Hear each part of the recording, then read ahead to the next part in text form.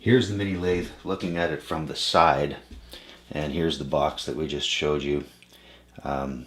Here's the safety switch that I just took off, which normally goes here, and the motor goes into this box right here, which I'll give you a closer look at in a second when we get down there. Here's the box which contains the controller, and I will just remove it. One screw left, and show you inside.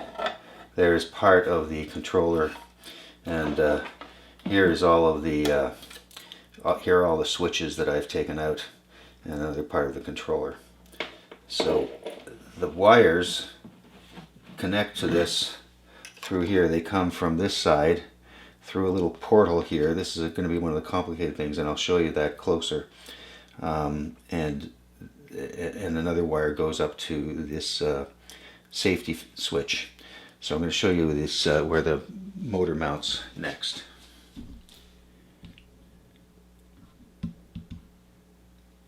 Now we're looking at the mini lathe from the back, and the motor, as I said, goes into this box right here. So I'm going to take this box off and show you how it mounts.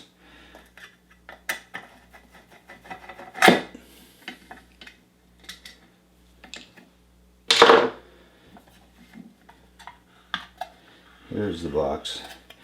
Power comes in through this wire right here.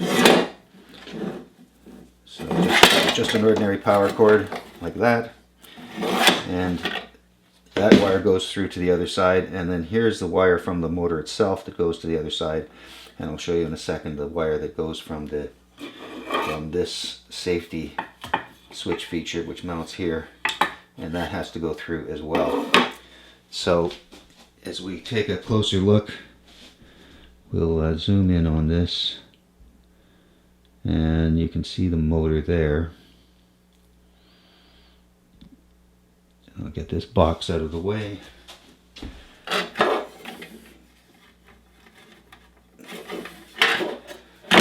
Pull the wire through.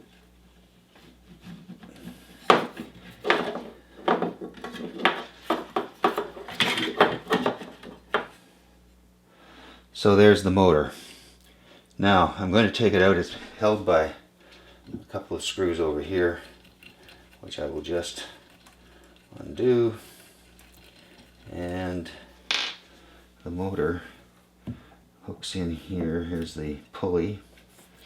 I'll just slide this out like so, and there is the motor. Okay, now next I'm going to show you that motor in comparison to our new motors. Here we are looking at the lathe again from the end, and you can see the motor that I've taken out just sitting on the side. And over here I have my kit for the mini mill. The controller, speed controller, the control box, and the motor that I've taken on. So I've taken this off the mini mill, and I want to show you how this is in comparison to the motor of the original motor of the mini lathe. Here we have another angle, and we're looking more at the back. Here's the motor, and here is the motor from your company, which I've been using on the mini mill.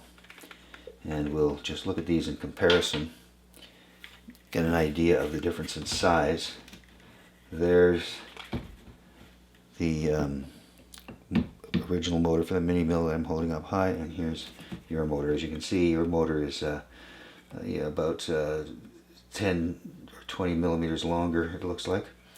Actually, as I looked at this a little closer, I did see that your motor could theoretically fit into the slot, but it doesn't leave much room for wires, etc. So if I move the old motor out of the way, I could actually slide this into a position which the motor has to go, and it actually fits into that slot, but it's so wide there's not much room for wires to go from here through this little portal, and I'll show you that portal in a little more detail next.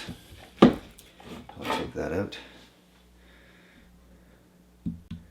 There's the cavity for the motor to go into. I'm going to zoom in on that and then change the angle so that you can see the portal, because the wires from the motor have to get through to the other side of this to get to the control box. So I'm going to zoom in here, and what you'll see here are these slots are where the motor mounts, and this hole here was this hole is actually for allowing you to change the brushes on the motor, because the old motor is a brushed motor, but of course we won't have that problem with your motors. And there's the wires go through up here, and I'm going to have to change the angle so that you can get a closer look at this hole and see what we're up against there. So here's a different angle looking at the back of the mill. The motor that I've taken out is here, and here's the cavity where the motor goes. Here are two of the wires. There's a third wire from that safety switch that has to go through there, and they all go through to the other side to get to the control box, and they go through a little hole, I call it a portal, down here, and it's not very big. I'll zoom in a little closer so that you can see that hole.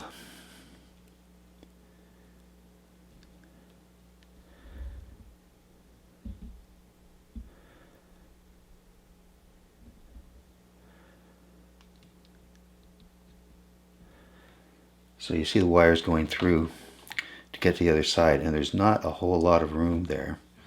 And that might be a problem, but I think we can just barely get the wires from one of your machines to one of your controllers through there. But when you look at this from the other side, you'll get a better feel for how we have to get the wires through. So next I'll show you the view from the other side, from the front side, where the motor controller box is. So now I'm looking at the mini lathe from the front and a little bit to the side, and we're going to look at where the wires come through from the side that the motor controller box is on. So I'm going to zoom in a little bit, and there are the wires coming through the portal that I just showed you, the hole from the other side of the machine.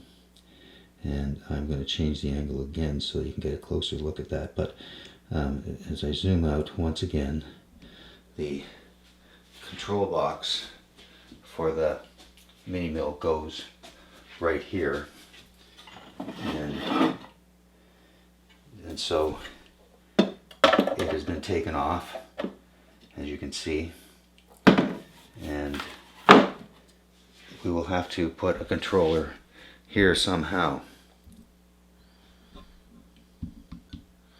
Another thing to look at for consideration is there's a large screw that comes through here.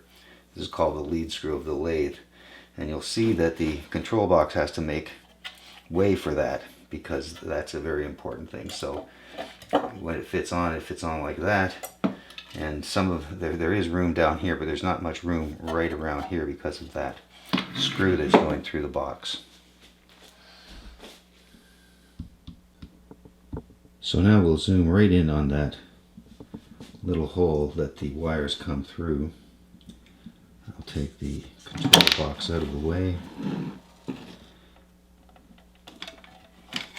Put it over there. And here you can see where the wires come through, and that hole isn't very big. But you'll notice that there's a bracket right here. This is meant to make sure that the wires don't touch this screw. But what can be done during installation is we can take this bracket off just so we have room to pull the wires through. And I don't know if you can see, but in fact underneath there is more room underneath the bracket, so that there is room to pull a fair number of wires through. You can see the little space under there.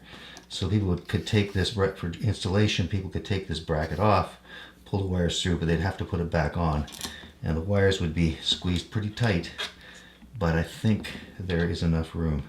That is the only problem that I can foresee. So, although the next problem is, of course, how do we get one of your controllers into a box this size? And if you have a smaller controller, or if we could take the controller out of the box that your company puts them in and give it to me in this form, or just the control boards, etc., we might be able to fit your controller into the box that comes with the machine. Or we can make our own box, and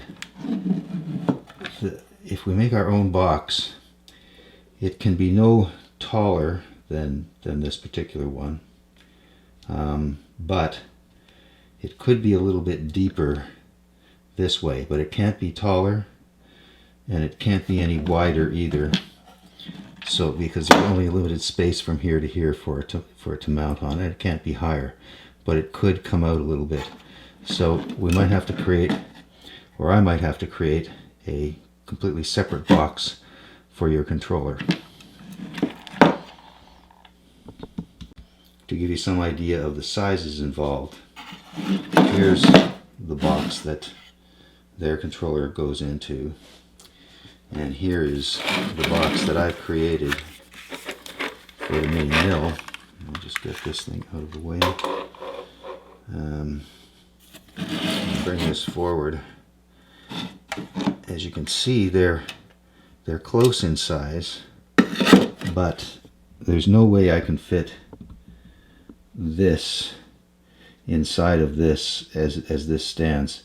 Actually, I could fit that box probably inside, but I wouldn't have room for all of the switches, etc., that go in, and there are an awful lot of them. If you see over here, let me just bring this over. This, in addition to that control box, all of this stuff goes into the control box. There's the potentiometer, forward reverse switch, and the speed controller itself. The emergency stop button goes on here as well. So looking at the top of the mill, that's where the potentiometer goes. We need forward reverse for a lathe, unlike the milling machine, and then the start stop switch, or I should say the emergency stop switch, goes right there. So that is the challenge, is to be able to figure out how to get a controller, one of your controllers, onto the front of this lathe. I think it's possible if we could come up with a smaller one, but that's something that we can talk about later.